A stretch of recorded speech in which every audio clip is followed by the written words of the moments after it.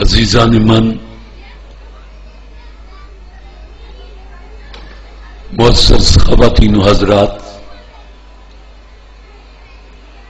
عزیز طالب علموں، خدا آپ کو خوش و خرم رکھے، سلامت رکھے، آپ اپنی خوشیاں دیر تک دیکھیں۔ عزیزان من، دن تو سب ایک ہی طرح کے ہوتے ہیں، ایک ہی طرح سے سورج طلوع ہوتا ہے، ایک ہی انداز سے سورج غروب ہوتا ہے، ایک ہی طرح سے چاند چمکتا ہے، چشمے بہتے ہیں، دریا گاتے ہیں، ندیاں کناروں سے اچھلتی ہیں، زندگی ایک ہی طرح سے چلتی رہتی ہے۔ لیکن بعض دن بعض اقوام کی زندگی میں اس لیے اہمیت اختیار کر جاتے ہیں کہ اس دن، اس گھڑی، اس قوم، اس ملک کی زندگی میں کچھ بنیادی فیصلے ہوئے تھے،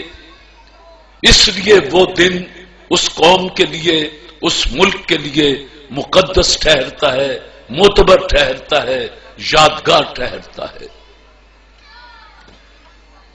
یہ آج تذکرہ 23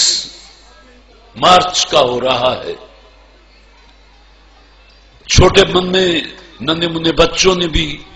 23 مارچ کے حوالوں سے بات کی، اور ایسی سکولز اور کالج کے چیئرمین جناب ڈاکٹر عبد الکریم اور جناب لیاقت علی چٹھا صاحب نے بھی اسی عنوان اپنی گفتگو کو پھرایا اور کچھ فکر انگیز باتیں کی۔ انہوں نے آپ سے ایک سوال پوچھا کہ ہم آگے کیوں نہیں بڑھتے، ہم اجتماعی سوچ کیوں نہیں رکھتے، اور جہاں کہیں آگ لگی ہوتی ہے وہاں اپنے حصے کا پانی کیوں نہیں آگ بجھانے کے لیے پیش کرتے۔ میں آپ سے ایک بات کی معذرت چاہتا ہوں کہ آج صبح کم و بیش 1.5 گھنٹہ مجھے ہزارہا دوستوں کے سامنے تقریر کرنا پڑی، تو گلا جواب دے گیا ہے۔ رات 3 گھنٹے اپنا شو ریکارڈ کیا، راتوں رات سفر کر کے جہاں پہنچا،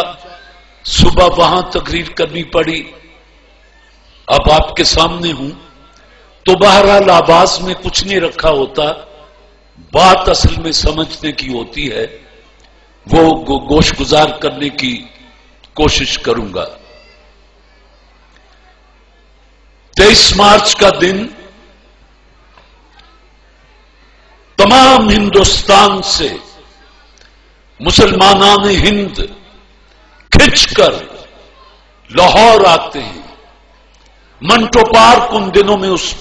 میدان کو کہا جاتا تھا جسے آج اقبال پارک کہا جاتا ہے۔ وہاں 22، 23 اور 24 تاریخ یہ تاریخ کے سنہری اوراق ہیں۔ قائد اعظم محمد علی جناح بھی وہاں آتے ہیں۔ خواب تو علامہ اقبال نے دیکھا تھا، لیکن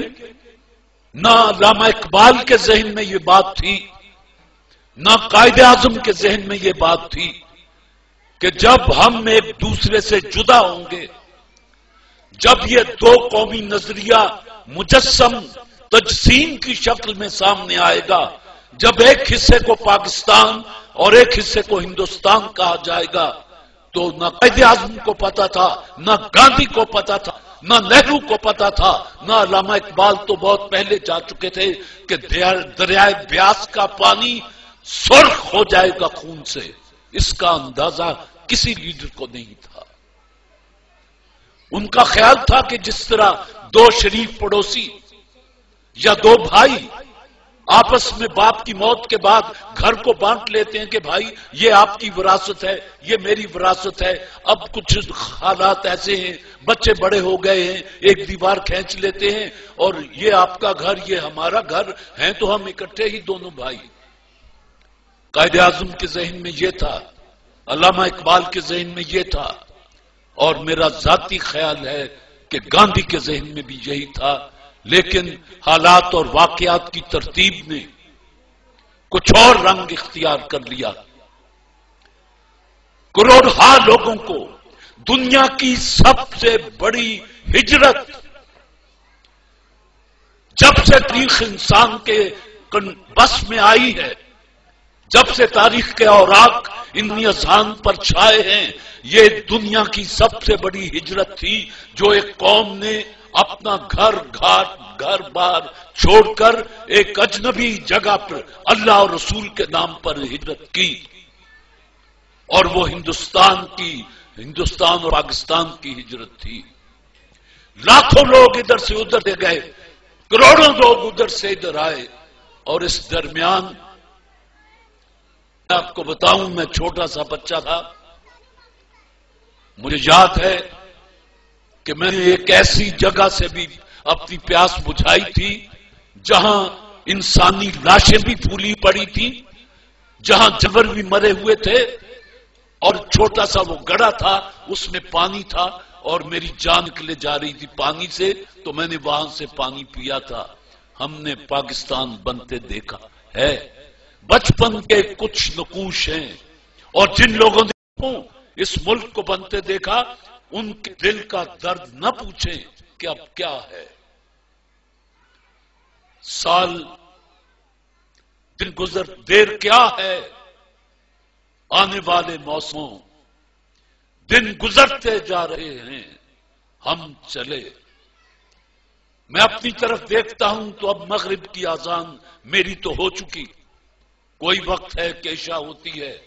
اور اس کے بعد ہمارا کام ختم ہو جاتا ہے۔ لیاقت علی چٹھا صاحب بڑے دریا دل آدمی ہیں، مجھ ناچیز کو قومی ہیرو بنا دیا۔ جو چاہے آپ کا حسن کرشمہ ساز کرے، ہم کیا کہہ سکتے ہیں۔ اور مجھے مختار صدیقی یاد آ گئے ہیں کہ شان خدا ہے آج زمانہ آیا ہم بے ہنروں کا، ورنہ اس ایک بستی میں کیا کیا اہل کمال ہوئے۔ یہ ہم بے ہنروں کا زمانہ آ گیا۔ اس سے آپ کو اندازہ ہو جانا چاہیے کہ پاکستان میں قحط الرجال اپنی کس سطح تک پہنچ چکا ہے کہ جہاں طارق عزیز کو